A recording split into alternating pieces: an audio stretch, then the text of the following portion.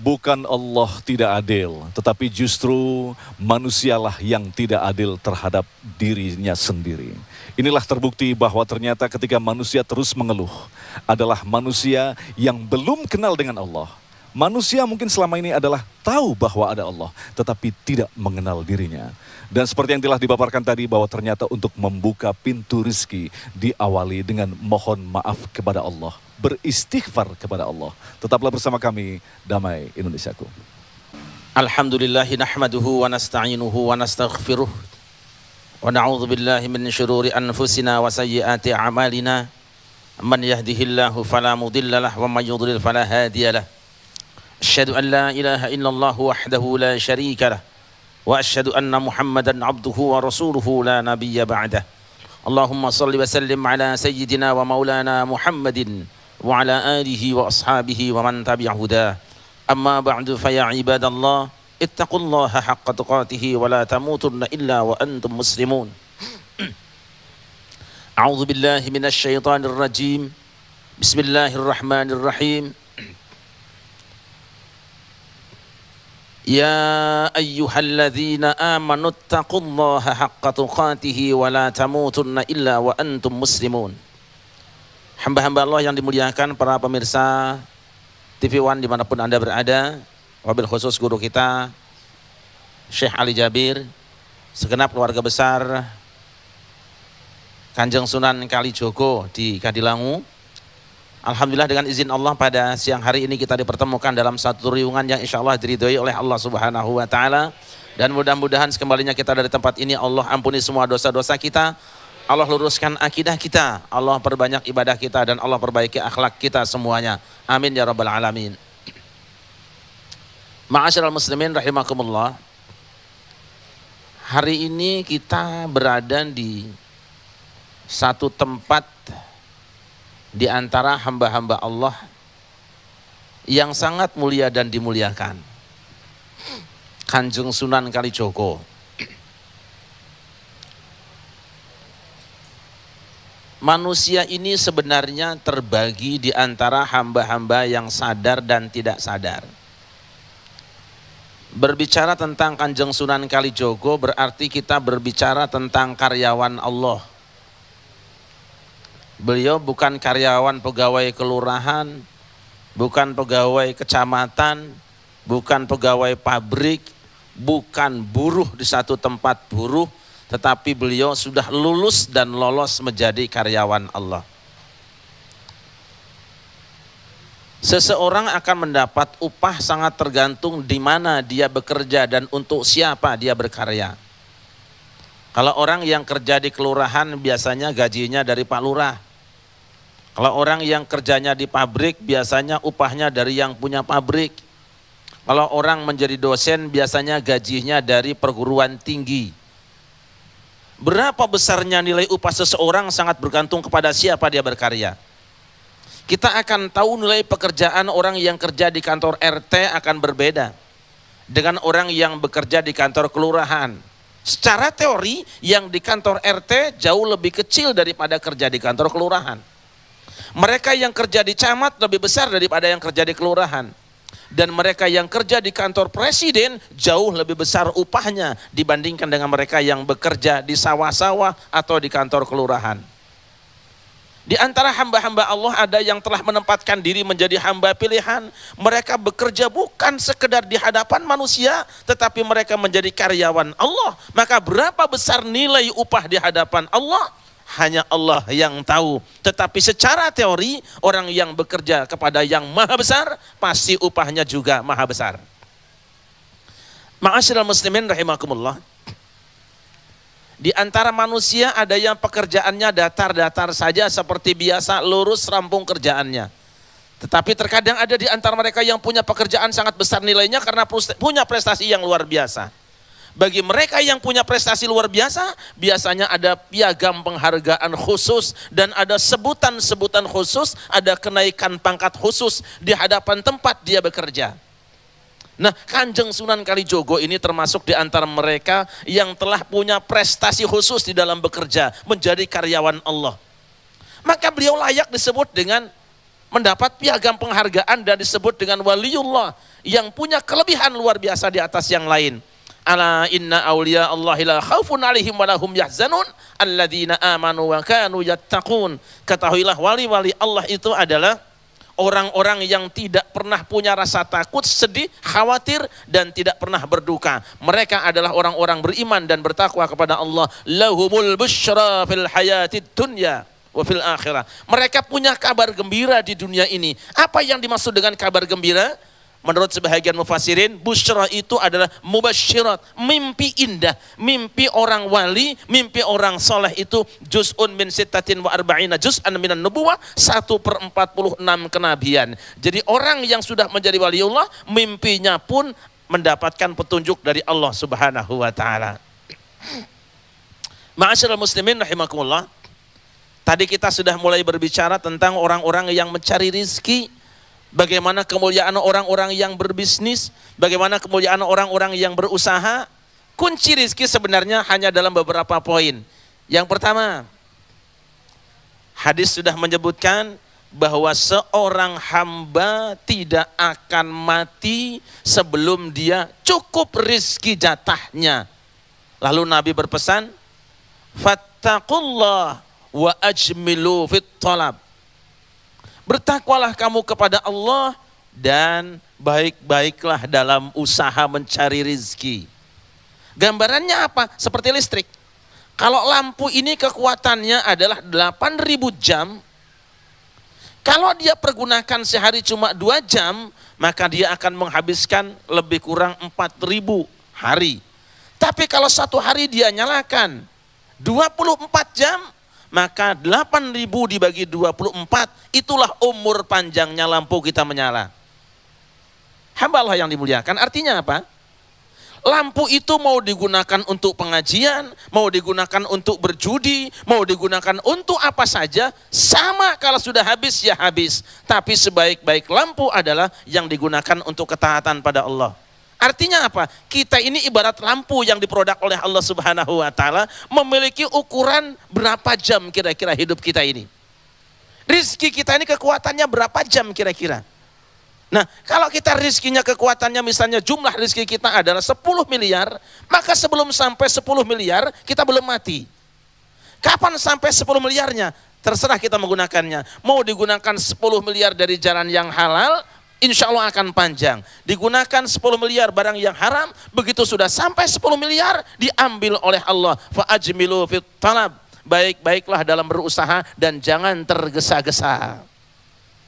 Jadi santai saja kita cari rezeki, tidak usah ngebut-ngebut. Mau diisi yang halal ya berproses sampai kematiannya, mau diisi yang haram juga tetap dia berjalan, tapi sebaik-baik rizki yang dimasukkan ke dalam diri kita adalah rizki yang dihalalkan oleh Allah Subhanahu wa ta'ala. Kita bareng-bareng sejenak kita baca salawat, biar agak hangat suasananya, karena kita di samping pesarian seorang wali, sambil kita bersolat pada Rasulullah.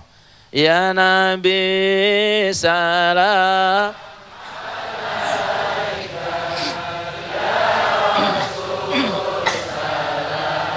alaika ya Habib salam alaika salawatullah alaika asyraqal badru alaina fakhtafat minhul buduru مثل حسنك ما رأينا قط يا وجه السرور يا الله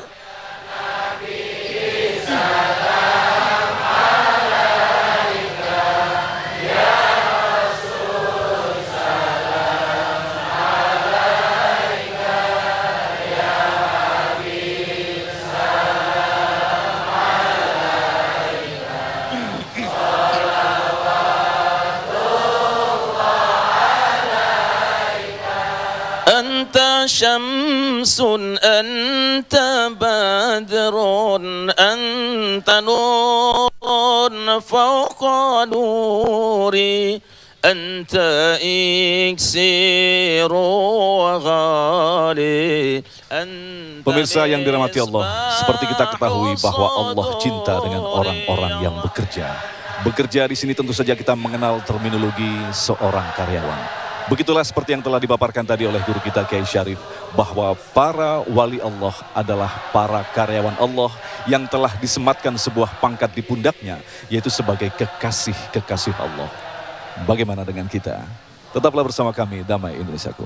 Dua, dalam mencari rizki itu jangan pernah mendikte Allah, karena Allah sudah memberi rizki kepada kita sebelum kita punya kemampuan usaha.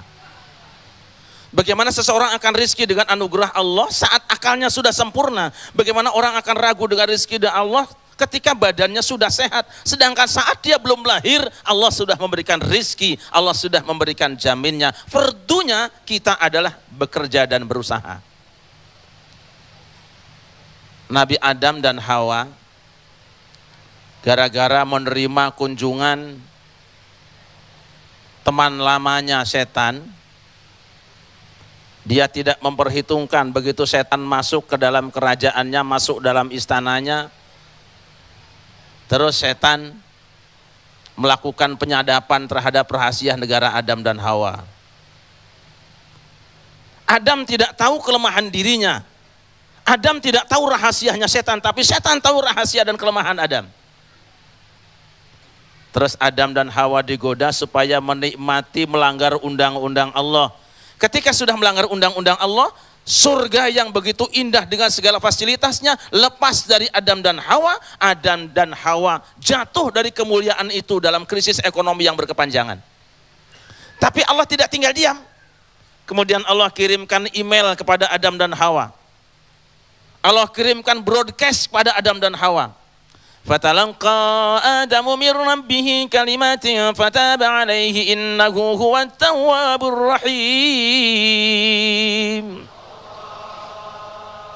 Adam kemudian menerima kalimat dari Tuhannya, dia amalkan, lalu Allah menerima tobatnya. Sungguh Allah maha penerima tobat lagi maha penyayang. Apa yang diamalkan oleh Nabi Adam? Wirid apa yang di SMS oleh Allah Subhanahu wa Ta'ala? Doa apa yang dibroadcastkan Allah pada Adam? Kita semua sudah hafal, yaitu Rabbana ya Rabbana zalamna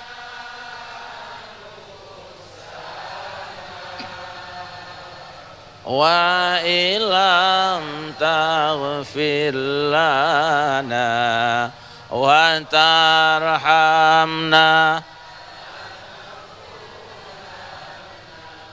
minal khasirin. Sekali lagi yang keras. Rabbana ya Rabbana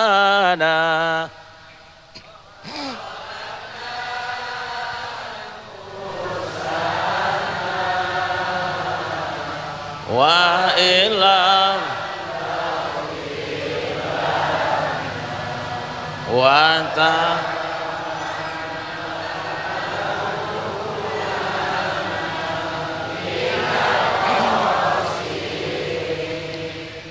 Ketika Adam sudah mengamalkan istighfar yang diajarkan langsung oleh Allah, yang diwahyukan oleh Allah, bukan ngarang sendiri, bukan ngerumus sendiri, Allah selamatkan krisis ekonominya, Allah pulihkan kembali Adam dan istrinya saling berjumpa dan pulih ekonominya, sejahtera kembali. 3 tahun lebih kurang terjadi kemarau panjang. Tiba-tiba datang seorang pemberi peringatan, yaitu Nabi Hud. Agar supaya umatnya melakukan tobat kepada Allah, diturunkanlah air hujan. Terjadi pula krisis panjang di zaman Nabi Nuh. Nabi Nuh menyampaikan pada umatnya, krisis ekonomi kamu itu bukan karena Allah yang tidak murah, bukan Allah mencabut anugerahnya, tapi sesungguhnya kamu yang telah mencabut anugerah kamu dari Allah. Maka kata Nabi Nuh, فَقُلْتُ اسْتَغْفِرُوا رَبَّكُمْ إِنَّهُ كَانَ غَفَّارًا يُرْسِلِ السَّمَاءَ عَلَيْكُمْ مِدْرَارًا وَيُمْدِدْكُمْ بِأَمْوَالٍ وَبَنِينَ وَيَجْعَلْ لَكُمْ جَنَّاتٍ وَيَجْعَلْ لَكُمْ أَنْهَارًا. Istaghfiru rabbakum. Tobatlah kamu wahai bangsaku, lakukan tobat nasional. Ketika negerimu dalam keadaan krisis ekonomi, lakukan tobat nasional wahai para pemimpin. Innahu kana ghaffara. Sesungguhnya Allah Maha Pengampun. Yursilis sama 'alaikum midrara. Kemarau panjang yang telah melanda negeri ini, Allah akan segera turunkan hujan yang berlimpah. Bayum dedekom bi amwalin. Krisis ekonomi yang selama ini melanda negeri, Allah akan lebarkan ekonominya, Allah akan luaskan rezekinya. Wabanin, anak-anakmu yang selama ini rusak moralnya, anak-anakmu yang hancur kelakuannya, Allah akan salehkan semuanya. Wa yaj'al lakum jannatin, kebun-kebun yang selama ini kering Allah akan suburkan kembali. Wa yaj'al lakum anhara, sungai-sungai yang ikannya pada mati, lautan yang ikannya pada mati, Allah akan suburkan kembali, sungainya dialirkan oleh Allah. Lihat janji Allah. Nabi Sulaiman, saudara sekalian, pernah minta kepada Allah agar supaya dijadikan seorang raja tanpa tandingan dan bandingan. Apa doa yang dibacanya? Rabbighfirli wa habli mulkan la yanbaghi li ahadin min ba'di innaka antal wahhab. Rabbighfirli, ya Allah ampuni aku, wahabli mulkan, dan berikan kerajaan la yanbaghi li ahadin min ba'di, yang tidak ada seorang pun boleh memperolehnya setelah aku. Innaka antal wahhab, sesungguhnya engkau zat yang maha pemberi. Lihat, permintaan kerajaan yang besar, kekuasaan yang besar dimulai dengan Rabbighfirli, dengan membaca istighfar. Masya Allah. Maka Nabi Muhammad diperintah oleh Allah Subhanahu wa taala, wa qul Rabbighfir warham wa anta khairur rahimin. Bareng-bareng. Rabbighfir warham wa anta khairur rahimin. Rabbighfir warham wa anta khairur rahimin. Kalau kita sholat, duduk di antara dua sujud, kita minta 8 perkara kepada Allah. Mulainya dengan apa? Rabbighfirli warhamni warfa'ni warzuqni wahdini. 8 permintaan anugerah dari Allah dimulai dengan istighfar. Rabbighfirli. Maka kalau engkau seorang pengusaha yang ingin sukses, Anda seorang pemimpin yang ingin sukses, Anda orang tua yang ingin sukses ngurus anak, perbanyak baca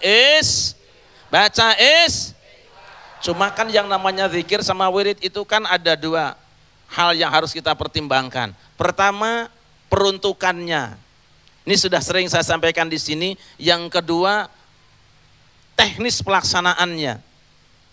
Ini Allah tunjukkan dalam Quran, Rasul contohkan dalam kehidupan. Cuma kadang-kadang kita kurang ngeh. Pertama, namanya zikir itu, wiridan itu, dongo itu sama dengan senjata-senjata. Silet tajam, pisau tajam, golok tajam, gergaji tajam, pedang tajam, samurai tajam, semua tajam. Tapi tajamnya alat-alat tadi tergantung penggunaannya. Silet tajam itu untuk motong kertas, tapi untuk nebang pohon sebelum pohonnya rubuh, siletnya sudah patah dan habis. Dudu kanggone, dudu patrapane. Gergaji tajam buat nebang pohon, tapi kalau buat sunatan bocah, yo hancur. Kampak tajam buat motong kayu, tapi kalau buat motong kumis, entek sauntun-tuntune. Patrapane, bismillah tajam, alhamdulillah tajam, subhanallah tajam, Allahu akbar tajam, hasbunallah tajam, astagfirullah juga tajam, la haula tajam. Ning ana patrapan kanggone dhewe-dhewe.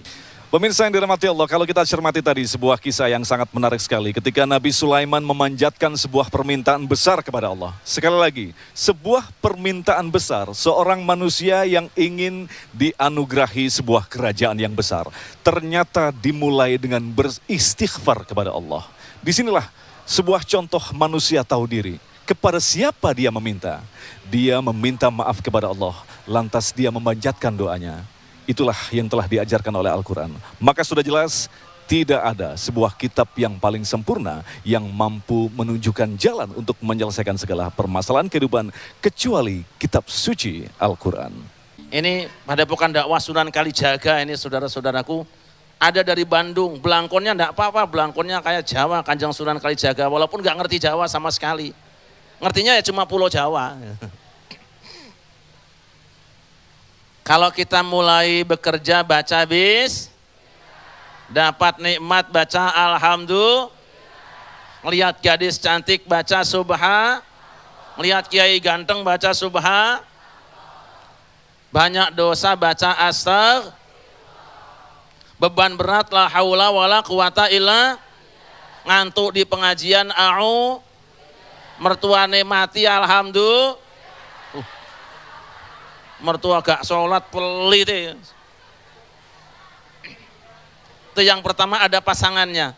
Apa yang digunakan untuk rizki? Ada pasangannya sendiri. Rizki sudah jelas dalam Quran bahwa pembuka rizki adalah banyak istighfar.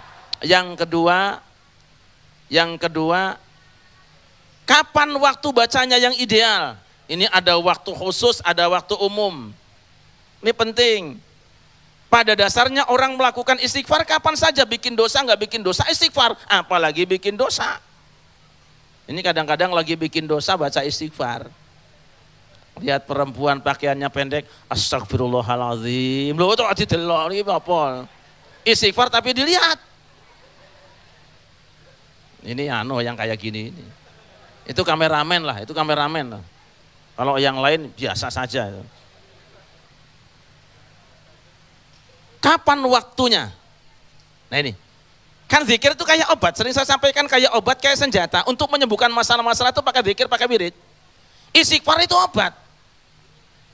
Nah, kapan dan berapa kali, berapa dosisnya? Quran menyebutkan bahwa ada waktu khusus seseorang membaca istighfar itu di dalam 2 ayat Al-Quran. Yang pertama di dalam surah Ali Imran, yang kedua di surah Az-Zariyat. Wal mustaghfirina bil ashar. Yang pertama membaca istighfar pada waktu sahur. Yang kedua wabil asharihum yastaghfirun. Dan pada waktu sahur mereka membaca istighfar. Ternyata membaca istighfar khusus, ini kelas khusus VIP, itu adalah waktu sahur. Apa artinya sahur? Qubaila subhi biqalil, sedikit waktu menjelang subuh, kira-kira jam 4 atau setengah 4, ini adalah waktu terhebat baca istighfar. Kayak minum obat kan gitu. Kalau flu, pilek, demam, sakit kepala ada obatnya, minumnya 3 kali sehari. Pagi 1, siang 1, malam 1. Tapi kalau yang obatnya kecil cukup 1 hari sekali, itu sembuh insya Allah. Kalau enggak mampet sisan. Istighfar itu kapan minumnya? Minumnya menjelang sahur itu. Nah tinggal sekarang dosisnya berapa kali, kudu jelas kiye. Nek ora jelas ya angel. Berapa kali? Nabi mengisyaratkan wa inni la astaghfirullah fil yaum aktsar min 70 marratan. Aku beristighfar kepada Allah dalam 1 hari lebih dari 70 kali. Ini dosisnya. Minum obatnya namanya istighfar, minumnya 1 kali sehari. Waktunya menjelang subuh, dosisnya 70 kapsul. Ampuhnya luar biasa. Ini Pak Lurah insya Allah mau bikin gerakan sama takmir Masjid Sunan Kalijogo. Jam 4 pagi menjelang subuh, istighfar 70 kali. Insya Allah yang dagangannya laris. Amin. Yang punya usaha dimudahkan Allah. Amin. Nah istighfarnya kayak apa? Milih saja, istighfarnya kan banyak. Mau Robbana Zolamnya ya monggo. Mau astagfirullahalazim juga boleh. Mau astagfirullah Rabbal Baroya juga boleh. Monggo bareng-bareng. Astagfirullah Bal Baroya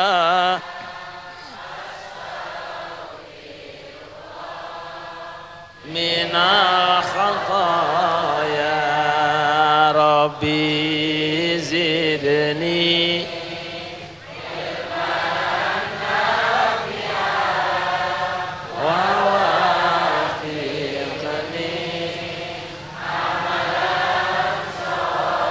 lagi astagfirullah Rabbal Baraya astagfirullah minal khataya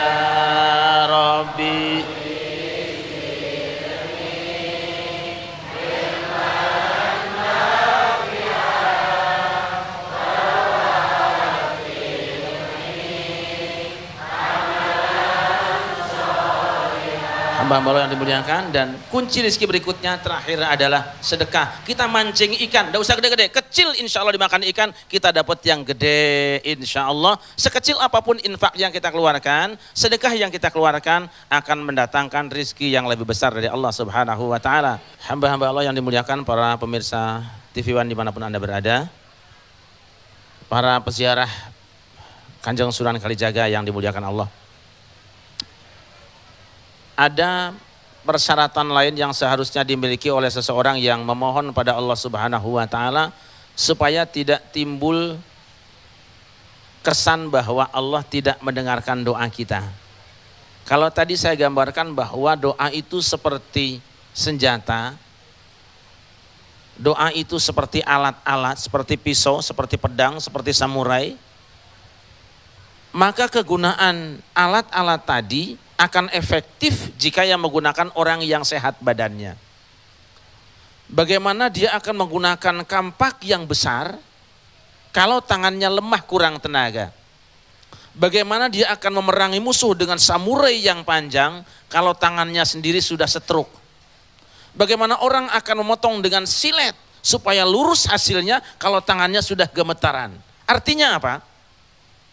Doa yang Allah sampaikan, wirid, zikir, istighfar yang Allah berikan pada kita, semuanya adalah mujarab.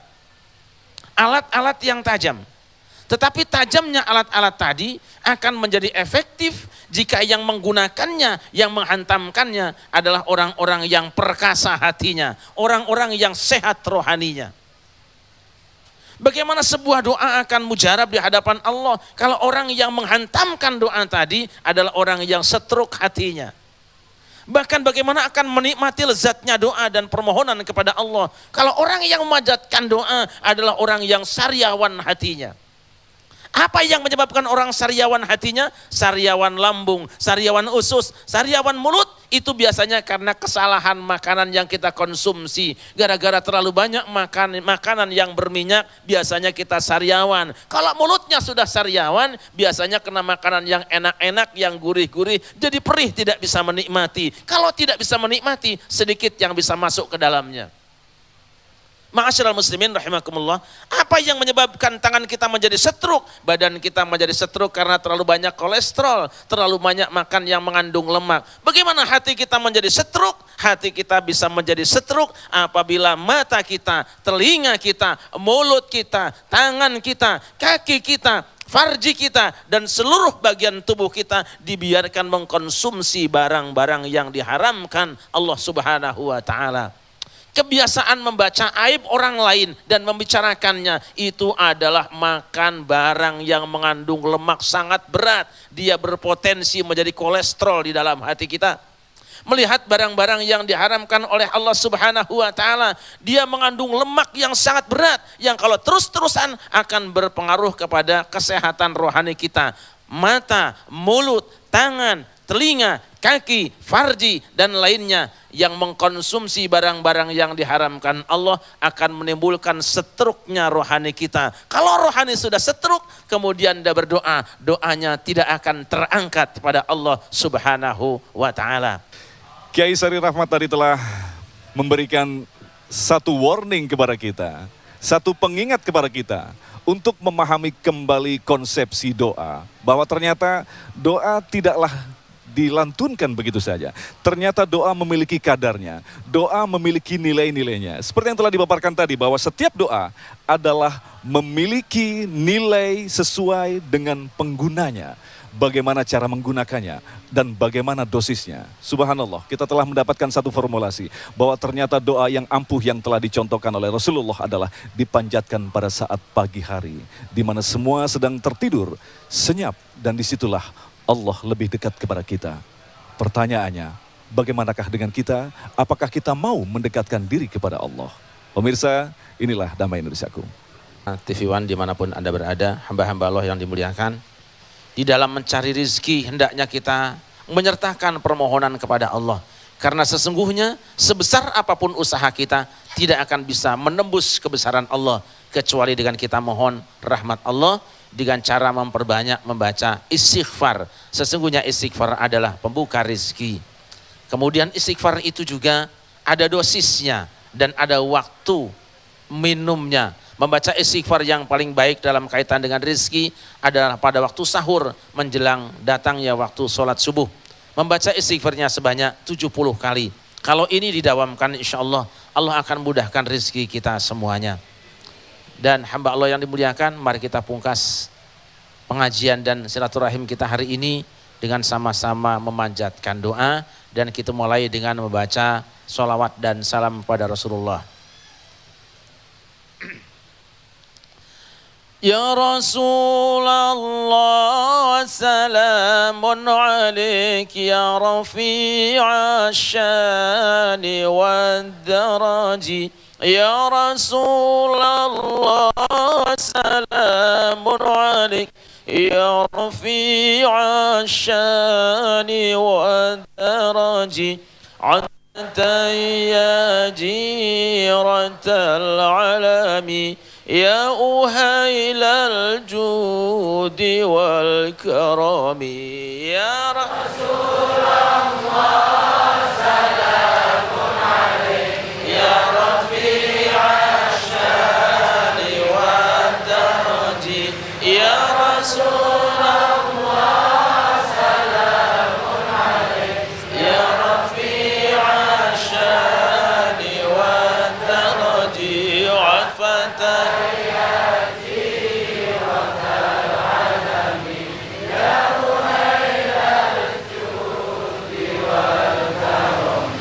أهل بيت المصطفى طهري هم أمان الأرض فالذكري. أهل بيت المصطفى طهري هم أمان الأرض فالذكري. شبهوا بالأنجم الزهري مثل ما قد جاء في السنن. يا رسول الله، سلام عليك يا رفيع الشان والدرج. يا رسول الله، سلام عليك يا رفيع الشان.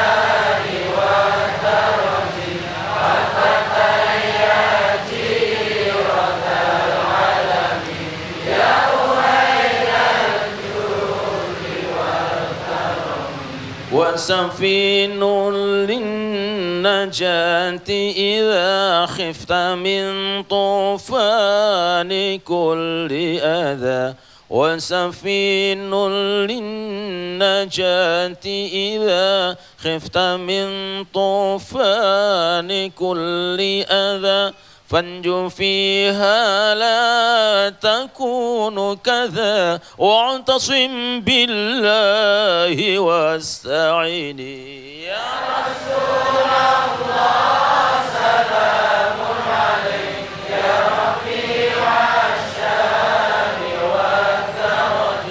يا رسول الله، سلام عليك يا رفيع الشان والدرج. عطفة يا جيرة العلم يا وهيل الجود والكرم. رب فانفعنا ببركتهم واهدنا الحسنى بحرمتهم. رب فانفعنا ببركتهم واهدنا الحسنى بحرمتهم. وأمتنا في طريقتهم ومعافاة من الفتن. يا رسول الله، سلام عليك يا رفيع الشان والدرج. يا رسول الله، سلام عليك يا رفيع الشان والدرج. عفة يا جيرة العلم يا وهيل الجود والكرم. الفاتحة. أعوذ بالله من الشيطان الرجيم. بسم الله الرحمن الرحيم. alhamdulillahi rabbil alamin arrahmanir rahim maliki yaumiddin iyyaka na'budu wa iyyaka nasta'in ihdinas siratal mustaqim siratal ladzina an'amta 'alaihim ghairil maghdubi 'alaihim waladdallin. اللهم صل على سيدنا محمد وعلى آل سيدنا محمد سيد الأولين والآخرين وسلم رضي الله تبارك وتعالى عن كل صحابة رسول الله أجمعين. الحمد لله رب العالمين حمدا يوافي نعمه ويكافئ مزيده. يا ربنا لك الحمد كما ينبغي لجلال وجهك وعظيم سلطانك. اللهم اغفر لنا ذنوبنا ولوالدينا وارحمهم كما ربونا صغارا ولجميع المسلمين والمسلمات والمؤمنين والمؤمنات الأحياء منهم والأموات. ربنا ظلمنا أنفسنا وإن لم تغفر لنا وترحمنا لنكونن من الخاسرين. ربنا لا تؤاخذنا إن نسينا أو أخطأنا. ربنا ولا تحمل علينا إصرا كما حملته على الذين من قبلنا. ربنا ولا تحملنا ما لا طاقة لنا به واعف عنا واغفر لنا وارحمنا أنت مولانا فانصرنا على القوم الكافرين. فانصرنا على القوم الكافرين. فانصرنا على القوم الكافرين. ربنا اغفر لنا ولإخواننا الذين سبقونا بالإيمان ولا تجعل في قلوبنا غلا للذين آمنوا ربنا إنك رؤوف رحيم. اللهم يا غني يا حميد يا مبدئ يا معيد يا رحيم يا ودود أغننا بحلالك عن حرامك وبطاعتك عن معصيتك وبفضلك عمن سواك. ربنا تقبل منا إنك أنت السميع العليم. ربنا واجعلنا مسلمين لك ومن ذريتنا أمة مسلمة لك وأرنا مناسكنا وتب علينا إنك أنت التواب الرحيم. ربنا آتنا في الدنيا حسنة وفي الآخرة حسنة وقنا عذاب النار. وصلى الله على سيدنا محمد وعلى آله وصحبه وبارك وسلم بفضل سبحان ربك رب العزة عما يصفون وسلام على المرسلين والحمد لله رب العالمين.